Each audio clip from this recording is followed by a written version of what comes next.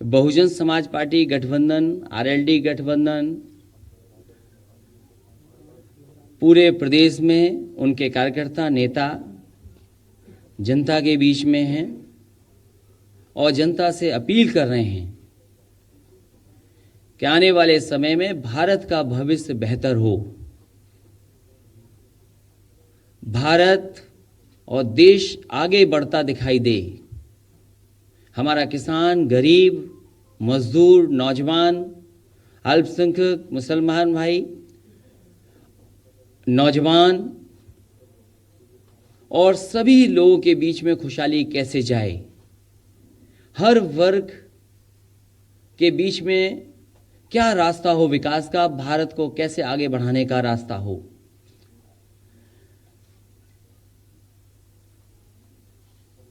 आज अमीरी गरीबी की खाई इतनी पैदा हो गई है जिसकी कोई कल्पना नहीं कर सकता है, और इसीलिए जरूरी है कि एक डॉक्यूमेंट हो, हमारे क्या लक्ष्य है, हमारा क्या विजन है, हमारे कार्यकर्ताओं के बीच में और जनता को क्या दिशा दिखाएं, हमारी दल के विचारधारा के क्या सुझाव हों, उनको लेकर के जनता के बीच में जाने के लिए। और जैसा डॉक्टर राम मनोहर लोहिया जी ने कहा, डॉक्टर भीमराव अम्बेडकर जी ने तो संविधान दिया हमें, जिस संविधान से हमें हक मिलता है, जिस संविधान से हमें सम्मान मिलता है, वहीं डॉक्टर राम मनोहर लोहिया जी ने कहा कि गरीबी के खिलाफ लड़ाई एक धोखा है। जब तक जाति और लिंग के आधार पर भेदभाव के खिलाफ लड़ाई न हो, इसीलिए ये कागज, ये किताब सामाजिक न्याय से महापरिवर्तन, एक नई दिशा, एक नई उम्मीद के साथ हम जनता के बीच में ले जाना चाहते हैं। ये हमारे नेताओं के लिए, हमारे कार्यकर्ताओं के लिए और हमारे खुद के लिए भी है। आज क्योंकि हमारे तमाम सीनियर लीडर लोग मैदान में चुनाव लड़ रहे हैं, कहीं ना कहीं सभाएं कर रहे हैं, इसलिए जरूरी था कि ये डॉक्यूमेंट भी, ये किताब भी जनता के बीच में पहुंचाने का काम करें। सामाजिक न्याय से महापरिवर्तन, एक नई दिशा, एक नई उम्मीद, और डॉक्टर भीमराव अम्बेडकर जी के संविधान और उसके माध्यम से हक और सम्मान मिलने का जो काम था, उसको रोकने का काम भारतीय जनता पार्टी कर रही है। और गरीबी के खिलाफ लड़ाई एक धोखा है। जब तक जाति और लिंग के आधार पर भेदभाव के खिलाफ लड़ाई न हो, इसीलिए ये तैयार किया। उसमें तमाम विषय हैं।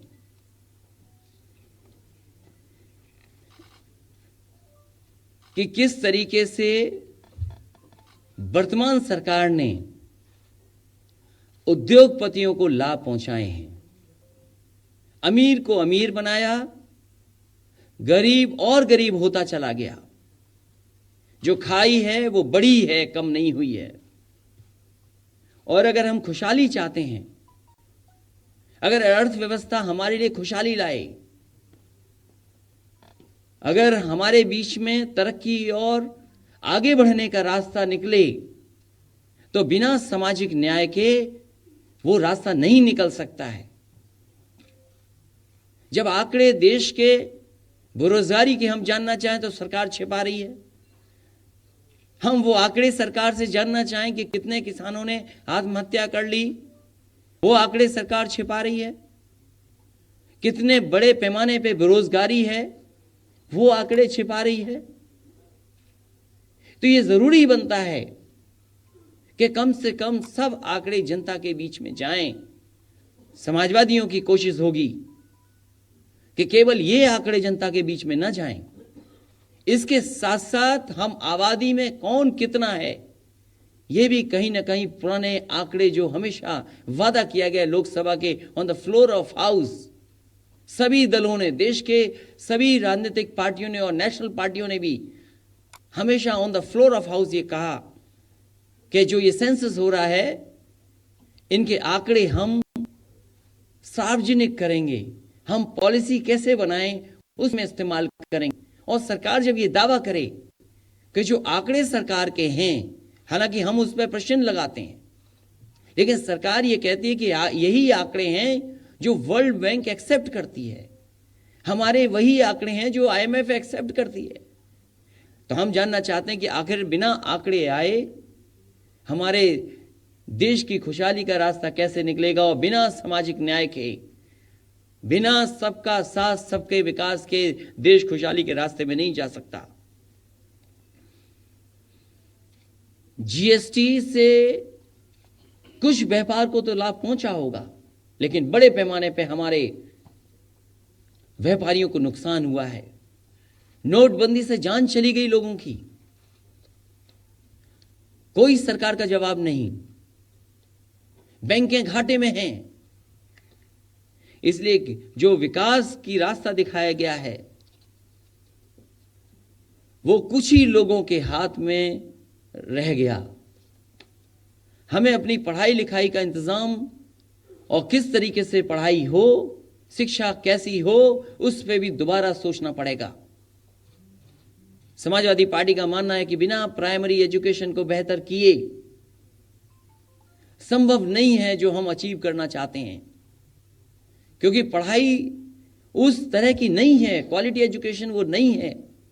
जिस तरह की नौकरियां, जिस तरह के रोजगार आज बाजार में हैं, इसलिए कहीं ना कहीं हमें शिक्षा के बारे में भी सोचना पड़ेगा।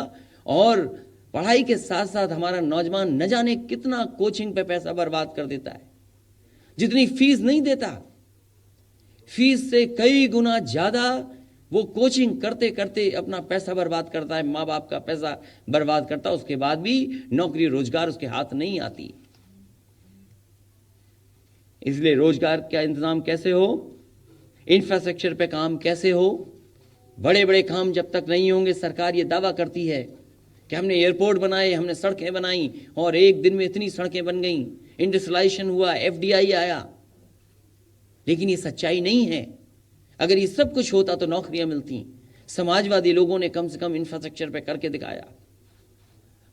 देश का सबसे बेहतरीन एक्सप्रेसवे दिया, देश का सबसे बेहतरीन पुलिस रिस्पांस सिस्टम दिया, अपनी बेटियों बहनों के लिए सबसे बेहतरीन 1090 दिया, और गोल्डन रेवोल्यूशन के माध्यम से हम कहना चाहते हैं कि किसान खुशहाल तभी होगा जब उसका पूरा का पूरा कर्ज माफ हो जाए।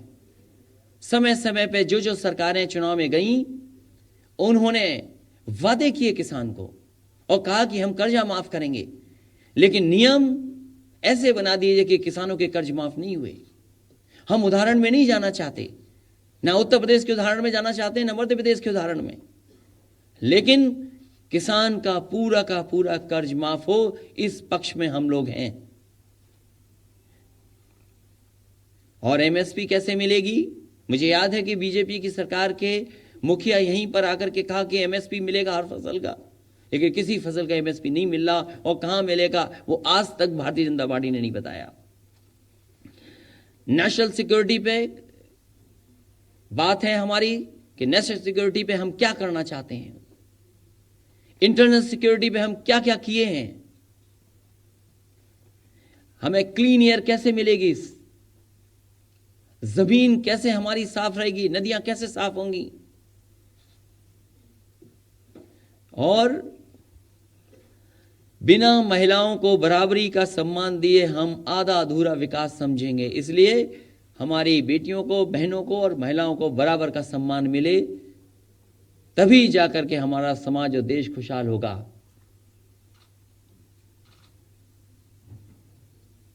सवाल ये है कि PM मोदी ने कुछ देर पहले एक जनसभा में कहा है, जब आप लोग की सरकार होती थी, आपका भी नाम लिया है, मायावती जी का नाम लिया है, तो आतंकियों के खिलाफ कार्रवाई आप लोग नहीं करते थे, और आप देखिए चौकीदार तैनात है देश में, कश्मीर को छोड़ के कहीं भी धमाके नहीं हो रहे। जो सवाल आपने पूछा है, बीजेपी के लोग ये बता दें, लोकसभा में हम भी थे,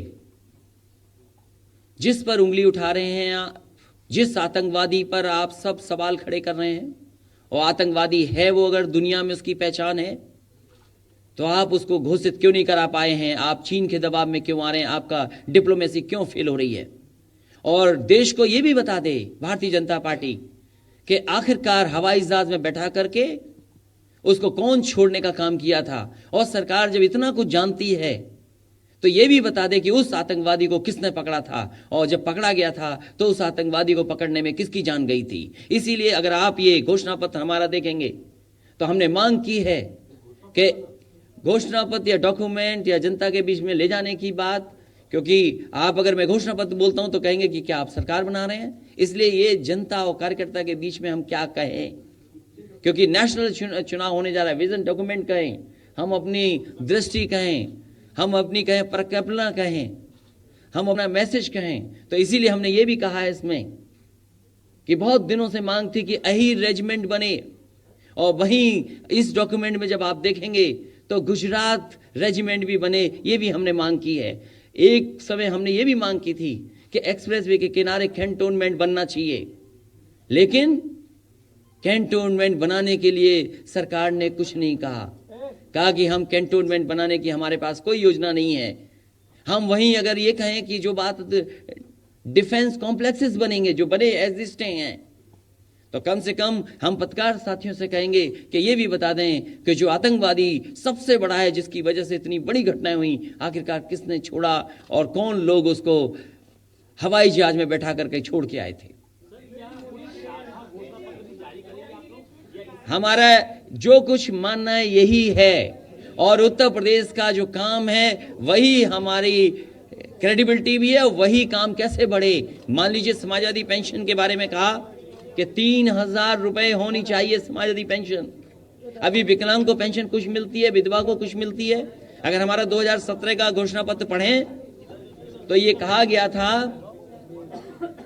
कि जितनी भी पेंशनें हैं उन सबको एक साथ करके और 1,000 रुपया कम से कम कर दिया जाएगा। वो प्रदेश सरकार का हमारा था घोषणा पत्र, लेकिन अब हम ये चाहते हैं इस डॉक्यूमेंट में, इस विजन डॉक्यूमेंट में, कि 3,000 रुपए समाजवादी पेंशन हो। अभी विकलांग को कुछ देती है केंद्र सरकार, विधवा को कुछ देती है, और अगर हम ग्राम सभा के स्तर पर देखें नौकरी करने वाले, आप चौकीदार की बात करते हो, तमाम चौकीदार सरकारी नौकरी मांग रहे हैं, वो आपने कभी नहीं उठाया सवाल।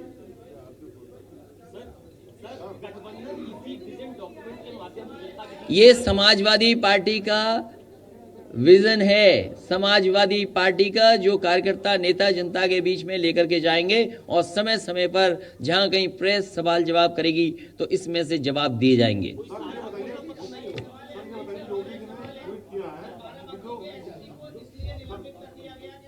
इसके बाद योगी जी ने ट्वीट किया है कि जो वहां पर गठबंधन जिसके कांग्रेस कर रही साथ में मुस्लिम लीग, वो वायरस है समाज के लिए, और अगर वो सत्ता में आ जाएंगे तो पूरे समाज में वायरस फैल जाएगा। जहां तक हमारे मुख्यमंत्री हैं, बहुत ही अच्छे मुख्यमंत्री हैं। ये ट्वीट उन्होंने नहीं किया, किसी से कराया उन्होंने।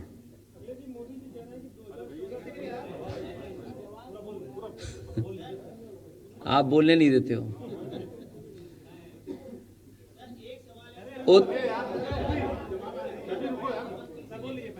देखिए, पुलिस के ऊपर प्रश्न बहुत लगे हैं, और पुलिस का मनोबल जितना गिरा सकती थी ये सरकार ने गिराया है। जहां आप एक पुलिस पर अधिकारी पे आरोप जो साबित हुआ है कि पैसे का लेन देन है, ये बड़े पैमाने पे पुलिस कर रही है और बड़े स्तर पे हो रहा है, ये आपको भी जानकारी है। वहीं हम ये कहना चाहते हैं, बताओ एक पुलिस की कांस्टेबल महिला पर एसिड अटैक हो जाए, उस पे नहीं बोलेंगे ये हमारे प्रदेश के मुख्यमंत्री और देश के लोग? किस पे बोलना चाहते हैं? और मथुरा में बताइए एसिड अटैक, पुलिस क्या कर रही थी, और पुलिस के ऊपर है एसिड अटैक। और यही नहीं, लखनऊ में नहीं पता आपको, पुलिस ही डकैत बन गई थी। इसीलिए कहा कि ये जो सरकार में बैठे लोग हैं ये जाने वाले हैं, जनता तय कर चुकी है। इन्होंने जनता को बहुत धोखा दिया है, किसानों को बहुत धोखा दिया है।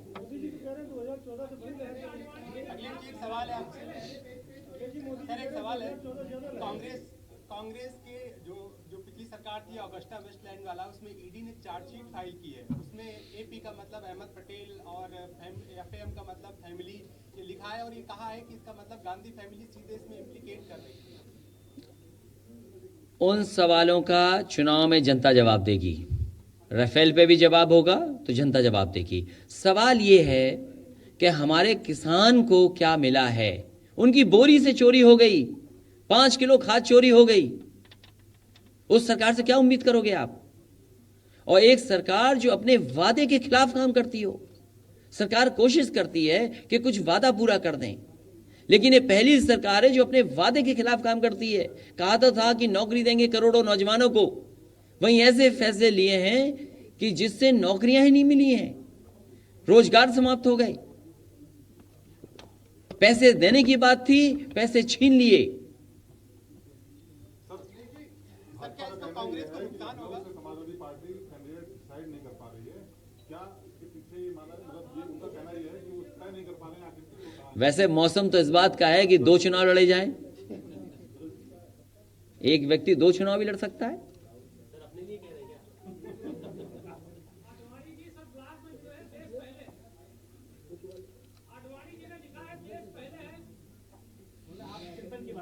वो हमें नहीं बता रहे हैं, भारतीय जनता पार्टी को बता रहे हैं।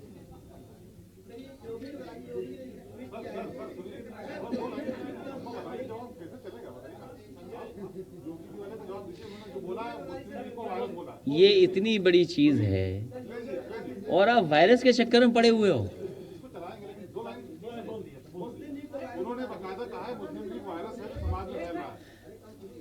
देखिए, भारतीय जनता पार्टी पर कोई काम बताने को नहीं है।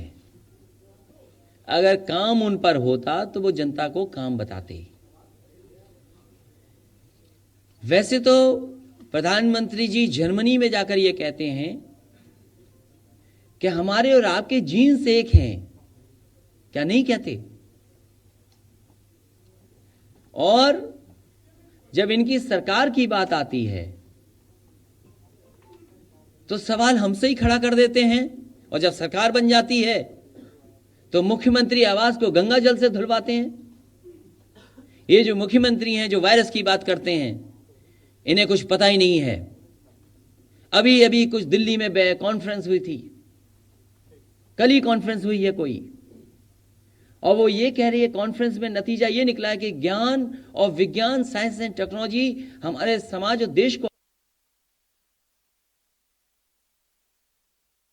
तस्वीरें देख रहे थे जहां पर विक्रमादित्य मार्ग पर अखिलेश यादव, जो कि समाजवादी पार्टी के राष्ट्रीय अध्यक्ष हैं, उन्होंने अपना घोषणा पत्र आपके सामने रखा है। लेकिन एक बड़ी ही इंपॉर्टेंट बात है कि 3 दल एक साथ चुनाव लड़ रहे हैं।